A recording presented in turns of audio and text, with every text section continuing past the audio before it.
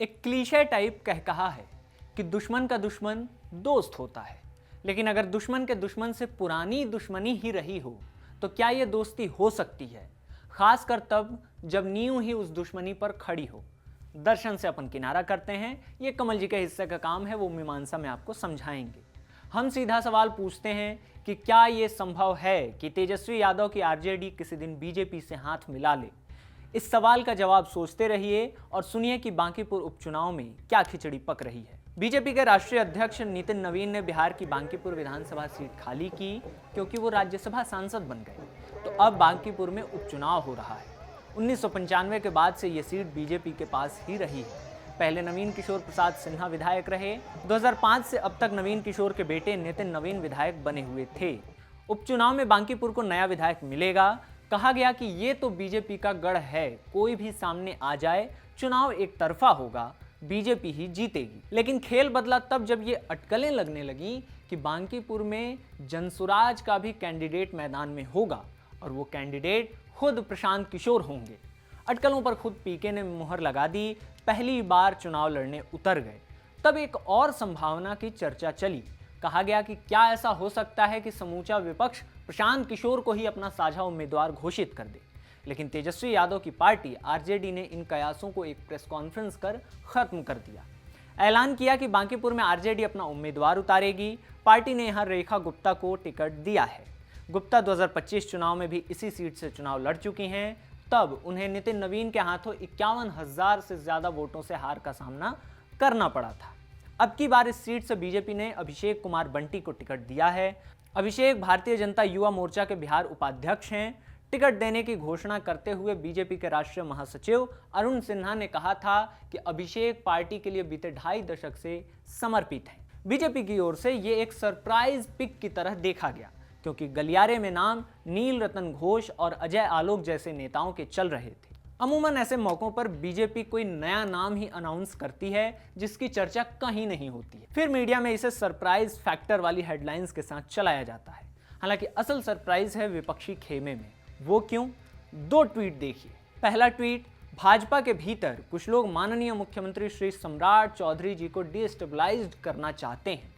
उन्हीं ताकतों में से एक का नाम है श्री प्रशांत किशोर जी। बहन रेखा गुप्ता जी बनिया समाज से आती हैं। भाजपा ने बिहार में सबसे ज्यादा दोहन बनिया समाज का किया है, मगर उन्हें डिसीजन मेकिंग के प्रोसेस में कहीं शामिल नहीं किया। इसलिए भाजपा को हराने के लिए बहन रेखा गुप्ता जी को वोट दीजिए। दूसरा ट्वीट, अरे पीके साहब, हम 242 विधायक जब आपको विधानसभा में घेर लेंगे ना, तब तोरा भागे के जगह नहीं मिलेगा। तोरा मतलब तुम्हें होता है पटना वाले क्षेत्र में। पता है आपको कि 242 विधायकों में से 28 विधायक हमारी बहनें जीतकर आई हैं। चलो ये बात मान लेते हैं कि श्री प्रशांत किशोर जी पीके महाबली हो जाते हैं और हम पुरुष विधायकों को वे विधानसभा में पटक पटक कर नाक में नकेल कर देंगे। लेकिन हमारी बहनें जो विधायक बनी हैं, उन्हें कैसे ये नाक में नकेल करेंगे? ये आईपी गुप्ता हैं, इंडियन इंक्लूसिव पार्टी के मुखिया, तेजस्वी यादव के नए नवेले संकलोर। 2025 बिहार चुनाव में गुप्ता ने तेजस्वी की पार्टी आरजेडी के साथ गठबंधन में चुनाव लड़ा था। सहरसा से आईपी गुप्ता विधायक हैं। तेजस्वी से इनकी सियासी नजदीकियों का अंदाजा इस तस्वीर से लगाइए। प्रेस कॉन्फ्रेंस में आईपी गुप्ता तेजस्वी के ठीक बगलगीर हैं। इसी प्रेस कॉन्फ्रेंस में बांकीपुर उपचुनाव में रेखा गुप्ता की उम्मीदवारी का ऐलान हुआ था। 2025 में चुनाव प्रचार के दौरान तेजस्वी यादव के साथ हेलीकॉप्टर में घूम घूम कर आईपी गुप्ता रैलियां कर रहे थे। 4 नवंबर 2025 को खुद तेजस्वी ने एक फोटो पोस्ट की थी फेसबुक पर। लिखा था, तांती तत्वा पान समाज के बेटे इंजीनियर आईपी गुप्ता जी के साथ आपके हक, अधिकार और विकसित बिहार की लड़ाई में एकजुट। अब इस आलोक में आईपी गुप्ता के दोनों सोशल मीडिया पोस्ट्स को रीड कीजिए। 9 जुलाई वाले पोस्ट में गुप्ता बीजेपी के भीतर एक साजिश की ओर इशारा कर रहे हैं, जिसका लक्ष्य है बिहार के मुख्यमंत्री सम्राट चौधरी को कुर्सी से उतारना। पीके को उसी साजिश का हिस्सा बताते हैं। इस बिनाह पर कह रहे हैं कि रेखा गुप्ता को जिताया जाए। जिताने की अपील का एक आधार और दिया है कि रेखा बनिया समाज से आती हैं और बीजेपी ने बनिया समाज का बिहार में दोहन किया है।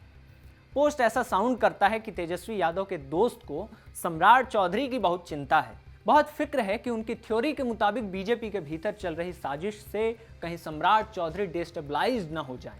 पहले पोस्ट में गुप्ता थोड़े कोडेड तो हैं, लेकिन दूसरे पोस्ट में बिल्कुल खुलकर आते हैं। कह रहे हैं कि पीके को 242 विधायक विधानसभा में घेर लेंगे तो भागने की जगह नहीं मिलेगी। आशंकाओं को खारिज न करते हुए गुप्ता लिखते हैं कि अगर पीके महाबली हो जाएं और सभी पुरुष विधायकों के नाक में नकेल कर दें तो 28 महिला विधायक भी हैं, उनसे कैसे निपटेंगे प्रशांत किशोर। ध्यान रखिए कि बिहार विधानसभा में कुल सीटों की संख्या या विधायकों की संख्या होती है 243। बांकीपुर सीट खाली है जिस पर चुनाव हो रहा है, तो बच गए 242। इस 242 में खुद तेजस्वी यादव और आईपी गुप्ता भी हैं। आईपी गुप्ता ने अपने बयान में सभी 242 विधायकों को एक साथ एक खेमे में जोड़ा है जो मिलकर पीके को घेरेंगे। आईपी गुप्ता के इस घेराबंदी दस्ते में आरजेडी से लेकर बीजेपी और जेडीयू हर पार्टी के एमएलए शामिल हैं।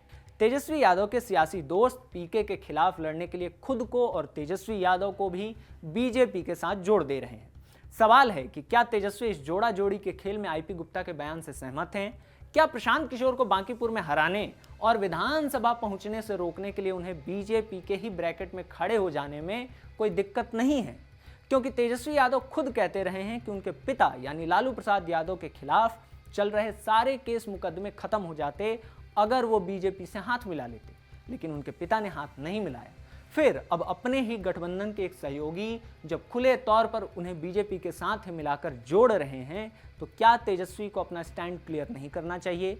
या फिर फिलहाल तेजस्वी यादव का सारा फोकस इसी बात पर है कि किसी भी तरह प्रशांत किशोर को रोका जाए, क्योंकि बीजेपी के बांकीपुर जीत जाने से विपक्ष का कोई खास नुकसान नहीं होगा, खासकर आरजेडी का। 30 साल से बांकीपुर में बीजेपी ही जीतती आई है, एक बार और सही, लेकिन पीके के जीतने से नैरेटिव अलग बनेगा।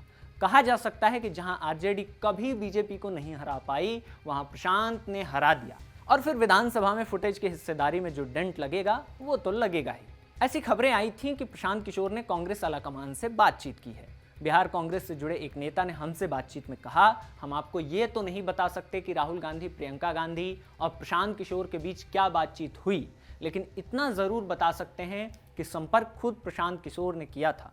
समर्थन की मांग थी, हाईकमान ने उनसे कहा था कि बिहार में इंडिया ब्लॉक के बाकी दलों से बात करके कांग्रेस उन्हें सपोर्ट करेगी, यानी समूचे विपक्ष का साझा उम्मीदवार।